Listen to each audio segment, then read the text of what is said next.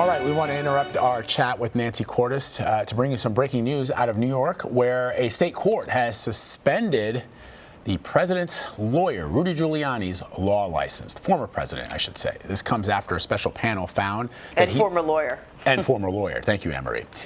This comes after this panel found that Rudy Giuliani lied about widespread election fraud during the 2020 race when he was serving as former President Trump's personal attorney. So for more on this, let's get straight to CBS News legal contributor and former Manhattan prosecutor Rebecca Roiphe. She's joining us on the telephone. Rebecca, I'm not sure if you had a chance to read this brief, but can you break down for our audience why Rudy Giuliani's license to practice was suspended? Yes, the decision is based on allegations that he lied to the public, to lawmakers, and to the court. And for those lies, which violate New York rules of professional conduct, the ruling is that his license will be suspended pending more formal proceednings. And so, you know, that's significant. I mean, the whole thing is hugely significant, but that's significant because in order to suspend his license pending the proceedings, the court had to find that he was an immediate threat to the public with his continued license. So, you know, this is big news. So the filing says that Giuliani made false statements and misled the courts and lawmakers and the public about fraud in the 2020 election. So is this about like a violation of an ethics code for lawyers, or does it carry even more weight? Is this about perjury? This is not about perjury. This is solely about his violation of the ethics code for lawyers in New York. And it's important to note that, you know, there are various different rules that have to do with honesty in the ethics code, and the ones that are really clear-cut are about lying in court. And it is clear that, you know, if he lied in court, that is appropriate for the authorities to go after his law license. That is completely not allowed.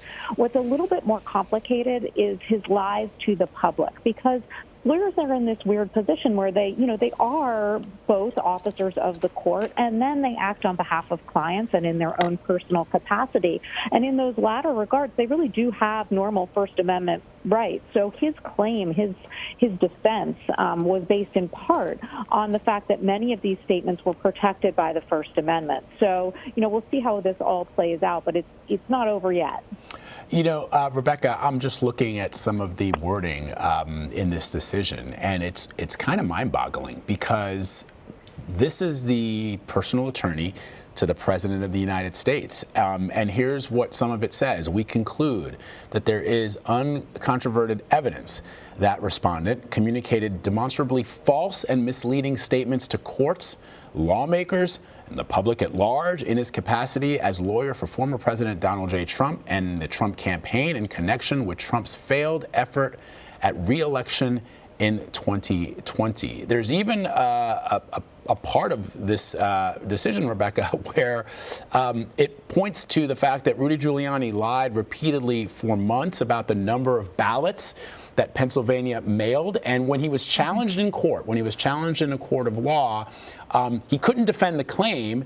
He blamed some unnamed staff member for feeding him the line that he said he got off some website, or the staff member got on some website. And when this got before the judges, they found that they couldn't even find proof of that.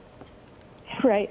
So, you know, in order for a lie to be unprofessional conduct and warrant this kind of suspension, it has to be a knowingly false statement. So the person who's making it can't just have made a mistake. They have to know that they were lying. And so that's the question here. He tries to, you know, his part of his defense here is, oh, I didn't know. It was false. Oh, yes. Oops, my bad. I didn't know that because my staffer just gave me this information and I, you know, went about and represented it in that particular regard.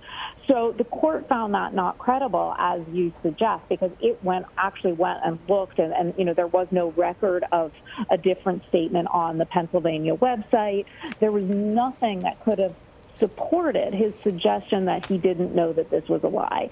Now, again, this is going to be fully litigated, and maybe he'll find more proof. There will be more formal proceedings up and coming, but it is worth noting that the court just didn't buy it here, and it is. I as a former prosecutor, you really never like that excuse, the blaming, blaming somebody who worked with you, blaming a staffer, blaming a secretary. Sometimes, it can be an accurate defense, but a lot of time that really is covering for your own misconduct, and it remains to be seen here what the facts actually prove once they've been fully litigated. But you're absolutely right that the court here did not find this credible. There wasn't any information that it could find backing up this suggestion that he didn't know what he was doing, that this was really just something that his staffer had given him. So, Rebecca, you sort of alluded to what happens next, that you said it would be thoroughly litigated. So is this like an open-ended suspension, or is it just for a period of time? What sort of defense or appeal can he launch after being suspended for a certain period of time? Can he, ask for the suspension to be lifted? What are his options? Yes, so he'll there's process that it comes about this, that will follow this temporary or intermediate suspension. But the basic idea here is that the court has found essentially that they think it's likely that these allegations are going to be proved, and that there would be immediate damage if he were to continue to have his license pending these more formal proceedings. So that's what we have here. So what we're looking for is, there will be formal proceedings in which he will present evidence, and he can even present witnesses, and these factual questions will be fully litigated.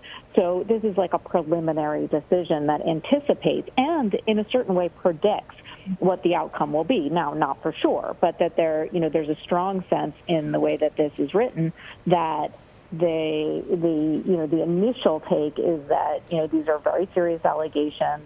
The defense is weak, and that he likely isn't going to be able to counter these very strong allegations. Rebecca, the other thing, and I wonder as we go through this decision, you've got an attorney who, like his client, loves the television lights, loves to get in front of television and talk about things. And I wonder, in a way, if what Rudy Giuliani was doing was sort of making his client feel good about losing an election, which he legitimately lost, and not really thinking, or at least perhaps thinking that his way around a courtroom and his way around the law, where he had been a fairly successful U.S. attorney, in the past, and as a mayor of the biggest city in the country, that might have prevented him from getting into this kind of trouble.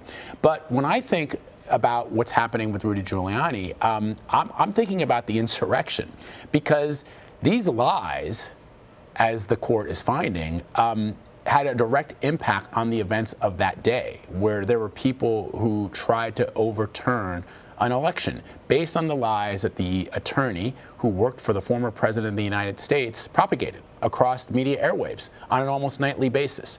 And so I wonder if there's anything that can be done about that. In other words, as we have just learned this morning, that the Speaker of the House of Representatives is going to be forming a select committee to investigate the origins of the January 6th insurrection, that if there is a way that the courts can also find that Rudy Giuliani played an instrumental role in undermining our democracy, a role that we continue to see today, that there are people in this country who legitimately do not believe that Joseph Biden is the president of the United States. These are great questions. And, part of the issue here is, can this, there are two parts to your question, I think, which is, one, can we get to the bottom of this? Can we figure out what actually happened here and what caused the events of January 6th? What's behind it? And the answer to that is, yes, we can, and we really should. And there have been some political obstacles to doing that. The second question, I think, that's implicit in what you said is, what are the repercussions then for those who were involved? And that's a more complicated question, in part because we do have this First Amendment right to free speech. And it may seem frustrating to people that there is a free speech right even to engage in such low-level, unimportant speech as lying. But that is the way that our system works, and it's partially because we don't really trust government, even courts, to determine what's true and what's false, especially in this highly charged political atmosphere. So, usually we say, well, what do you do with false speech? Well, more speech, right? We try to address it with more speech. But as we saw on January 6th, and I think people are very concerned, the disinformation, the amount, the power behind the disinformation campaign made that almost impossible. And to this day, there are many people who believe that lie.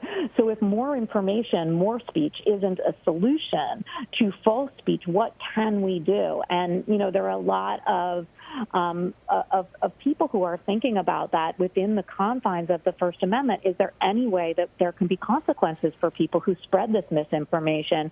And, this is one step along that line. Can there be, can somebody lose their law license if they engage in this kind of conduct? And, there's a big piece in this opinion discussing the First Amendment because it isn't an easy answer. Even lawyers have First Amendment rights.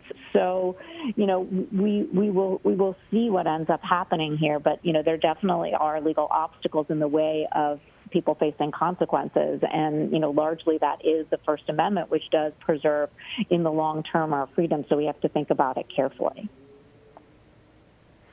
Rebecca, you might not know this, but the suspension is for New York State. Do you know if he's licensed to practice anywhere else?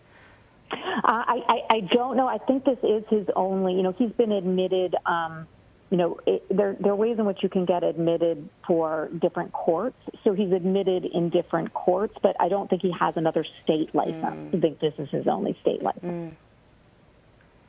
All right. Rebecca Roiphe, thank you so much. Pretty interesting conversation. Thank you. Definitely. Thanks so much, Anne-Marie.